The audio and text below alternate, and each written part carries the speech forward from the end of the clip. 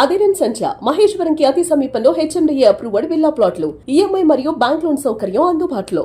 జాతీయంగా అంతర్జాతీయంగా పదుల సంఖ్యలో పథకాలు, కానీ ప్రస్తుతానికి ఉండడానికి ఇల్లు కూడా లేదు, పూట గడవని సిచ్యువేషన్స్. జాతీయంగా అంతర్జాతీయంగా గోల్డ్ మెడల్స్ సాధించిన కుంగ్ఫు, కరాటే, టైక్వాండోలో ఇప్పటికీ ఒక్కరు కూడా గుర్తించలేదు. ముఖ్యంగా మన రాష్ట్రం వాళ్ళు గుర్తించలేదు. తన పరిస్థితి ఏంటో ఒకసారి తన్నే అడిగి తెలుసుకుందాము. 10 రూపాయలకు కూడా టీచ్ చేశారండి ఆయన. కుంగ్ఫు కరాటీని 10 రూపాయలకు కూడా నేర్పించాడు. ఆయన కూరగాయల బండి నడుపుతూ ఆ వచ్చిన దాంతో ఆయన ఫీజు కట్టుకొని నేర్చుకుంటూ పిల్లలకి 10 రూపాయలతో నేర్పించారు. పఠాన్ జమీల్ ఖాన్ మనతో ఉన్నారు. నమస్తే అండి. నమస్తే. పదుల సంఖ్యలో మీకు పథకాలు, అందులో బంగారు పథకాలే 18 ఉన్నాయా? ఎన్ని ఉన్నాయి? మొత్తం 35 అంతర్జాతీయ బంగారు పథకాలు. 35 బంగారు పథకాలు. 35 బంగారు పథకాలు. అమెరికాకి వెళ్ళినప్పుడు ఎన్ని వచ్చాయి? అమెరికాలోనే 18 బంగారు పథకాలు. బంగారు పథకాలు దేంట్లో వచ్చాయి? కరాటే, తైకాండో ఛాంపియన్షిప్ లో ఇన్ని పథకాలు వచ్చాయి. అంతర్జాతీయ ప్రపంచ ఛాంపియన్షిప్ జరిగింది అక్కడ. అంటే మీరే ఫస్ట్ నిలిచారు. ఇండియా నుండి కూడా ప్రతి ఛాంపియన్షిప్ లో నేను ఒక్కడినే అక్కడ. అంటే మిగతా వాళ్ళు అదే వీసా అప్లై చేయడానికి కానీ పోవటానికి స్పాన్సర్లు దొరకక మరి వాళ్ళు రాదే కావచ్చు. నాకు ఇంట్రెస్ట్ ఉన్నది కాబట్టి బయట అందరి సహకారం ద్వారా 14 సార్లు పోయి వచ్చిన అమెరికాకు. 14 సార్లు పోయి. ఎక్కడ మీరు ఊరు? ఎక్కడ మీ ఊరు ఏది? మాది ఆదిలాబాద్ జిల్లా మందమరి. ఇప్పుడు మంచిర్యాల డిస్టిక్ అయింది మందమరి. నెలకు 30 రూపాయలు ఇంటి కిరాయ, తడికెలు డంబరట్టల నుండి. మా అమ్మ నాన్న కూడా కూరగాయలు అమ్మేది. నేను కూడా బండి మీద కూరగాయలు తిరిగి అమ్ముతూ ఊరంతా వారానికి 2 రోజులు 15 కిలోమీటర్ల దూరం పోయి నేర్చుకున్నాను నేను. 3 karate, kung fu, taekwondo. Karate, kung fu నేర్చుకున్నా ఫస్ట్. ఓకే.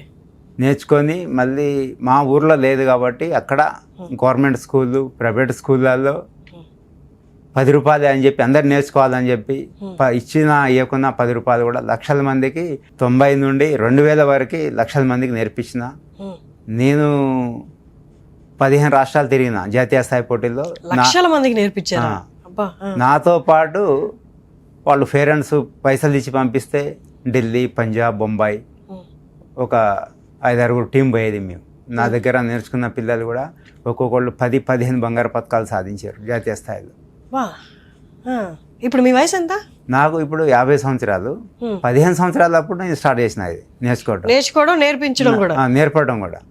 బ్లాక్ బెల్ట్ తీసుకున్నాక నేర్పిస్తారు, కానీ నేను తీసుకోకున్నా కూడా అక్కడ పోయిన తర్వాత 6 నెలలు నేను నేర్చుకున్నాకనే వీళ్ళందరికీ నేర్పించడం స్టార్ట్ చేసిన ఆయన.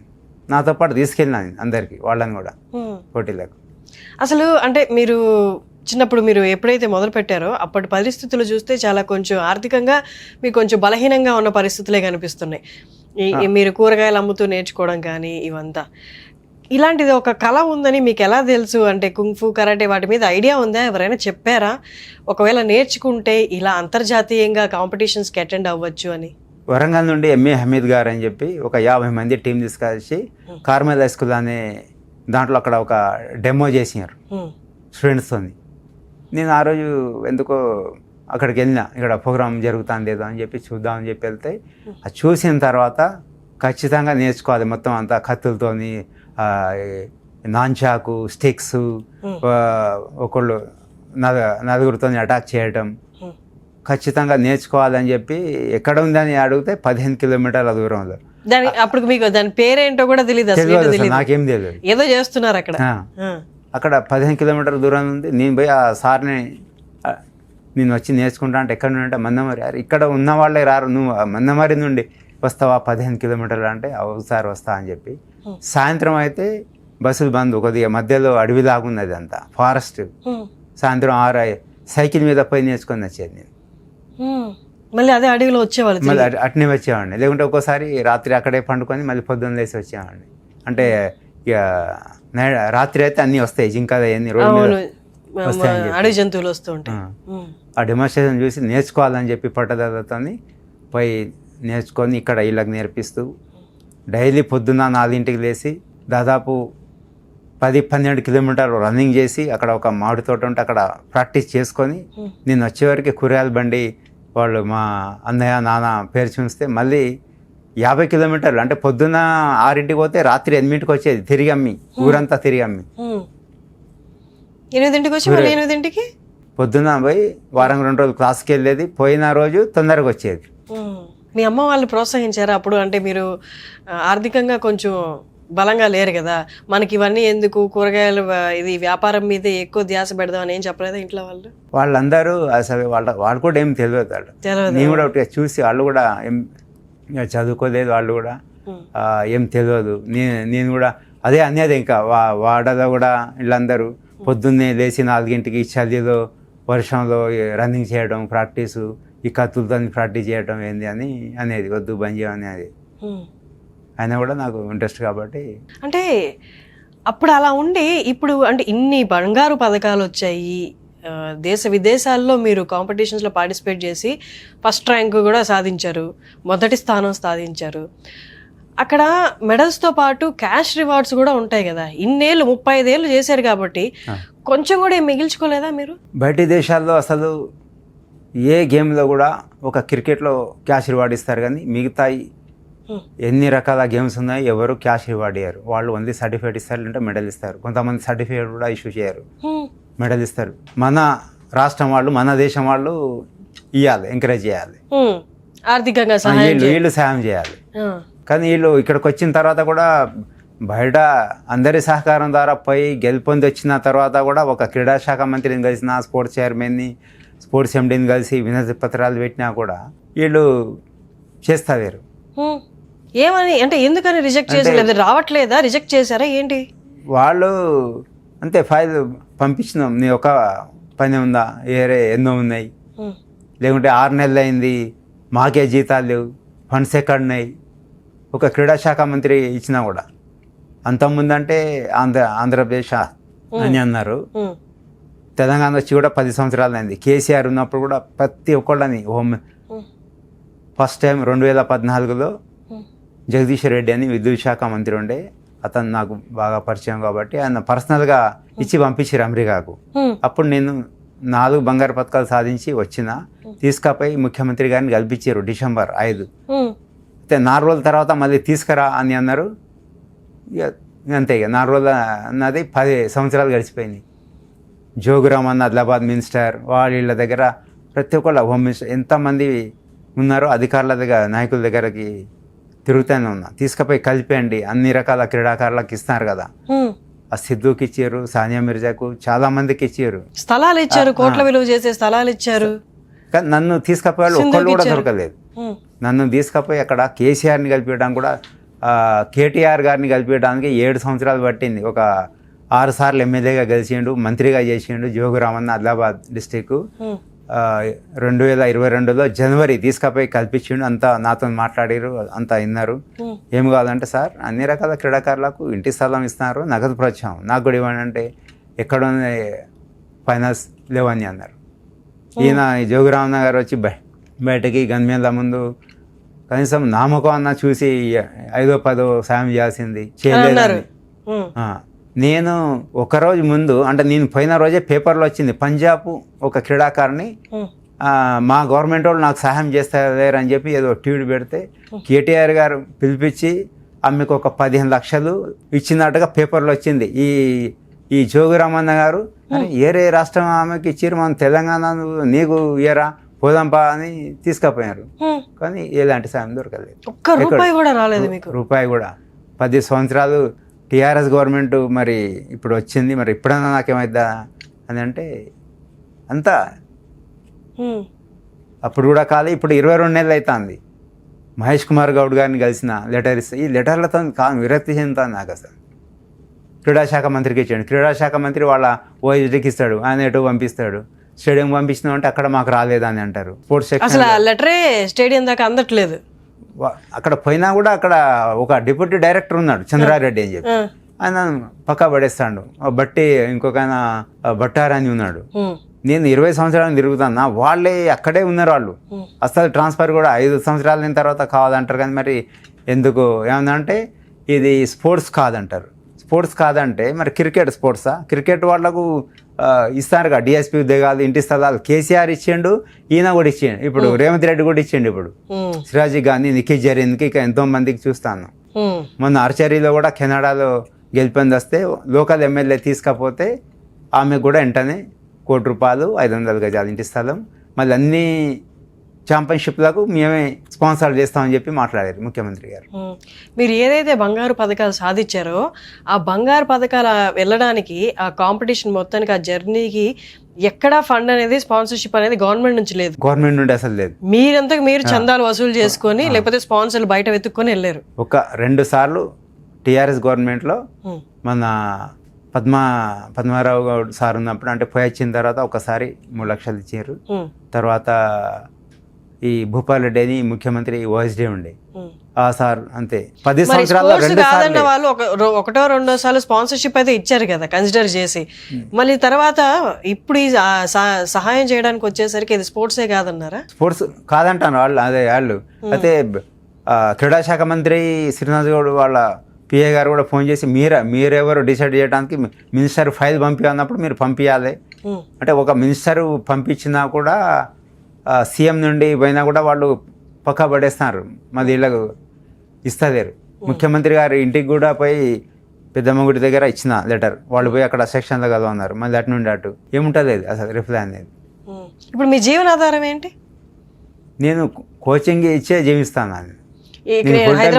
ఏం చేయలేండి, నా 25 సంవత్సరాలు అయింది హైదరాబాద్కి వచ్చి. మైదీపట్నంలో ఉంటానా, నాంపల్లి నియోజకవర్గం, ఇక్కడనే అంతా ఓటు అది ఇదంతా ఉన్నది. వీళ్ళని కూడా ఎన్నోసార్లు పోయి కలిసిన, ఎంఐఎం పార్టీ వాళ్ళని కూడా, అసవుద్దీన్ వైసీని, అక్బరుద్దీన్ వైసీని, అయినా కూడా ఏం లేదు. తీసుకపోండి, ఒకసారి తీసుకొని మాట్లాడండి, నాకు గవర్నమెంట్ నుండి రావాల్సిన బెనిఫిట్ ఇప్పియండి అని. సరే ఎలక్షన్ తర్వాత కలు అని అన్నారు. అక్బరుద్దీన్ దగ్గర కూడా పోయినా 4 సార్లు, మేము ఫోన్ చేస్తాం, నువ్వు నీ నెంబర్ ఇచ్చిపో అన్నారు. మీరు ఏదైనా ఇట్లా దరఖాస్తు పెట్టినప్పుడు వాళ్ళ దగ్గర నుంచి రిప్లై వచ్చింది కానీ, లేదా మీకు అందదు అని కానీ, మీరు ఎలిజిబుల్ కాదని కానీ వాళ్ళ దగ్గర నుంచి వచ్చిన రిప్లై లెటర్స్ ఏమైనా ఉన్నాయా? ఎలాంటి రిప్లై లేదు, అసలు రిప్లైయే లేదు. క్రీడాశాఖ ఇప్పుడు మహేష్ కుమార్ ఒక ఆయన కరాటే అతను ఇచ్చారు క్రీడాశాఖ మంత్రికి, అతను ఇచ్చిన లెటర్ కాదు, ఎంపీ అసలు ముఖ్యమంత్రి నుండి పోయిన లెటర్ కూడా ఒకటి కూడా సమాధానం రాలేదు నాకు ఈ 20 సంవత్సరాలు. మీరు ఇలాగా లెటర్ రాసి దరఖాస్తు పెట్టుకున్న పేపర్లు ఏమైనా ఉన్నాయా మీ దగ్గర ఇప్పుడు రైట్ నౌ? ఉన్నాయి. సో ఇది మహేష్ కుమార్ గౌడ్ గారికి రాసింది మీరు. సో ఇక్కడ మీరు అర్జీ పెట్టుకుంది కదా, ఇది అర్జీ పెట్టుకున్నా. సో ఇక్కడ he has represented our nation in taekwondo, karate and took part in international competitions. He bought 48 medals from various states of the USA. ఇంకేమున్నాయి మీ దగ్గర?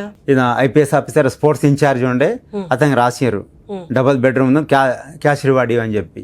ఇతన్ని కూడా చెప్పిన, మైనార్టీ నుండి మీరు తీసుకపోండి, సీఎం గారి దగ్గర తీసుకుపోయి మాట్లాడండి అంటే ప్రతి ఎక్కడికి పోయినా కూడా లెటర్లు ఇస్తున్నారు. మహేష్ కుమార్ గౌడ్ని కలిసిన, ఇప్పుడు కాంగ్రెస్ వచ్చిన తర్వాత పొన్నం ప్రభాకర్ గారిని ఇన్ఛార్జ్, హైదరాబాద్ ఇన్ఛార్జ్, ఫిరోజ్ ఖాన్ని కలిసిన, ఆమిర్ అలీ ఖాన్ ఎమ్మెల్సీ, షబ్బీర్ అలీని, ప్రతి మన రోహిత్ రెడ్డి గారిని, అంటే ఎవరెవరు సీఎం కి దగ్గర ఏందనేది ఒకసారి తీసుకెళ్ళండి సార్, తీసుకపోయి కలిపేయండి. మరి గత ప్రభుత్వంలో కూడా 10 సంవత్సరాలు తిరిగినా ఎవరు తీసుకపోలేదు, ఎలాంటి సాయం లేదు. ఇప్పుడన్నా మరి నాకు సాయం ఇప్పియండి ఇప్పుడన్నా అన్నా కూడా సరే మా పిఏతో టచ్లో ఉండు అని అంటారు. ఎవరు ఒక్కళ్ళు కూడా తీసుకపోవడానికి రెడీ లేరు. ఇంకొకటి ఏదో గవర్నర్ కూడా పెట్టానన్నా, అదొకసారి చూపెట్టాను. ఈ గవర్నర్ గారు కూడా, ఇప్పుడున్న గవర్నర్కి ఇచ్చిన ఆయన ఈ లెటర్. గవర్నర్ ఇక్కడ నుండి కూడా ఏం రిప్లై ఉండదు చాలా, అంటే ప్రతి గవర్నర్ కూడా ఇక్కడ కూడా ప్రయత్నం చేస్తున్నా. 2003 నుండి ఢిల్లీలో కూడా, అంటే ఢిల్లీలో కూడా ప్రెసిడెంట్ ఆఫ్ ఇండియా ఒక మసీద్లో అక్కడ ఉండి, తెలంగాణ భవన్ దగ్గర మసీద్లో ఉండి అంతా వాకింగ్ చేసుకుంటానే అన్ని ఆఫీసులలో president of India, deputy Venkaiah Naidu garu ఉన్నప్పుడు కానీ, ఇప్పుడున్న ప్రెసిడెంట్ ఆఫ్ ఇండియాకి, ఈమె కూడా, వీళ్ళందరికీ లెటర్ ఇచ్చిన. క్రీడాశాఖ మంత్రికి బండి సంజయ్ గారికి, కిషన్ రెడ్డి గారికి, ఠాకూర్ అని క్రీడాశాఖ మంత్రి, వీళ్ళు అర్జున్ అవార్డు కోసం కూడా రికమెండ్ చేసారు. మన కిషన్ రెడ్డి గారు ఈయన ప్రతి సంవత్సరం ఇస్తారు 2 సార్లు. అవార్డు కూడా వస్తుంది, అవార్డుతో పాటు 15 లక్షలు వస్తాయి. అట్లా నేను ఒక మంచి ఇన్స్టిట్యూట్ పెట్టుకుందామని అంటే సో ఇప్పటికి నేర్పిస్తున్నారు మీరు పిల్లలకి? ఇప్పటికి ఇప్పుడు ఎంతమందికి నేర్పిస్తున్నారు? వాళ్ళ ద్వారా వాళ్ళ ఫీజు ఏమైనా నేను ఇప్పుడు స్కూల్ కరోనా తర్వాత స్కూళ్ళల్లో బంద్ అయిపోయినాయి క్లాసులు. అంతకు ముందు స్కూళ్ళలో చెప్పేవాళ్ళ? స్కూల్లో స్కూల్లో మొత్తం గర్ల్సే 1200 మంది. వాళ్ళని కూడా చాలా రాష్ట్ర జాతీయ స్థాయిలో బయట డొనేషన్ చేసి వాళ్ళని తీసుకెళ్లేది నేను. వాళ్ళని తీసుకెళ్ళడానికి ఇక్కడ కరీంనగర్, వరంగల్ ఎటన్నా పోటీలు జరుగుతాయి, ఆ స్కూల్ తరపున వాళ్ళు ఏం ఇవ్వకపోయేది. మేనేజ్మెంట్ కూడా నాకు తెలిసిన వాళ్ళతో మాట్లాడి ప్రతిసారి ఒక 10 మంది 15 టీంని వాళ్ళకు అంతా అరేంజ్ చేసి అక్కడ ఎంట్రీ ఫీజు కట్టాలి, ఇవన్నీ ఖర్చులు పెట్టి కూడా నేను వాళ్ళకు. ఇదేంటి అంతర్జాతీయంగానా? జాతీయ మన దగ్గర ఇండియాలో జరిగింది. వాళ్ళకు కూడా ఖచ్చితంగా వాళ్ళకు ఆత్మరక్షణ కోసం కావాలని చెప్పి నేను ₹1 తీసుకోకుండా 12 సంవత్సరాలు కోచింగ్ ఇచ్చిన. ఒకసారి తీసుకెళ్ళాలి కాంపిటీషన్స్ కి ఈ 12 మంది పిల్లల్ని, ఆడపిల్లల్ని అంతా ఎంత ఖర్చు అయ్యేది? ప్రతి ట్రిప్లో ఒక 15,000 ఖర్చు అవుతుంది. ఈ వ్యాన్ కావాలి వాళ్ళని తీసుకెళ్ళడానికి, బస్సు ఎక్కడం దిగటం, ట్రైన్ డిస్టర్బ్ అవుతుంది అని చెప్పి స్కూల్ నుండి డైరెక్ట్ పోటీల దగ్గరికి మళ్ళీ అక్కడ నుండి ఇక్కడికి రావడానికి మినిమం 15,000 నుండి 20,000 ఖర్చు అయ్యేది. ఇదంతా బయట స్పాన్సర్లు ఇచ్చి నేను నాకు తెలిసిన వాళ్ళ ద్వారా చేసి తీసుకెళ్లేది వాళ్ళని, ఆ స్కూల్ పిల్లలని. వాళ్ళు జాతీయంగా అంతర్జాతీయంగా కూడా, అంతర్జాతీయ కాదు జాతీయ వరకు గెలుపొందారు. మీరు ఇందాక చెప్పారు అంతర్జాతీయంగా కూడా మా ఊర్లో పిల్లలు. అది ఇండియాలో జరిగింది, గుజరాత్లో జరిగింది అంతర్జాతీయ పోటీలు. అంతర్జాతీయలో కూడా వాళ్ళని తీసుకెళ్ళినాను. ఇప్పుడు మీరు నేర్పించిన స్టూడెంట్స్ ఎక్కడెక్కడ సెటిల్ అయ్యారు? నా దగ్గర నేర్చుకున్న వాళ్ళు పోలీస్ డిపార్ట్మెంట్లో ఎక్కువ ఉన్నారు. ఎస్ఐగా, సిఐగా, కానిస్టేబుల్గా, గన్మెన్లుగా, ఆర్మీలో ఉన్నారు. ఆస్ట్రేలియాలో కూడా నా ఒక స్టూడెంట్ సిరాజ్ అనే అమ్మాయి 20 years అయింది అక్కడే సెట్ అయ్యి, అక్కడ కూడా ఆమె కోచింగ్ ఇస్తుంది. కెనడాలో కూడా ఉన్నాడు, దుబాయ్, వేరే దేశాల్లో. మరి మీ దగ్గర నేర్చుకున్న వాళ్ళకి కొంతమంది గవర్నమెంట్ జాబులు కూడా వచ్చాయి. మీకు కనీసం ఉద్యోగానికి కూడా మీరు అర్జీ పెట్టుకోలేదా? వాళ్ళు కన్సిడర్ చేయలేదా? మీరు గవర్నమెంట్ ఉద్యోగం అయినా మీకు వచ్చి ఆ కేటగిరీలో మీరు ఫిట్ ఇన్ అవరా? ఈ డైరెక్ట్గా జియో ఉన్నది, సిరాజ్ ఇంటర్ ఫెయిల్ అయినా కూడా ముఖ్యమంత్రి గారు కూడా చెప్పారు, ఆల్ రూల్స్ రిలాక్షన్ చేసి ప్రపంచ స్థాయిలో గెలిచిన వాళ్ళకు డైరెక్ట్ డిఎస్పీ అని ఇండియాలోనే ఉంది ఆ చట్టం. మీరు అసలు ఏం చదువుకోలేదు కదా? చదువుకున్నా? డిగ్రీ ఉంది. 5th వరకు చదువుకున్నా, తర్వాత 10th ప్రైవేట్ రాసిన, అంబేద్కర్ డిగ్రీ కూడా చేసుకున్నాను.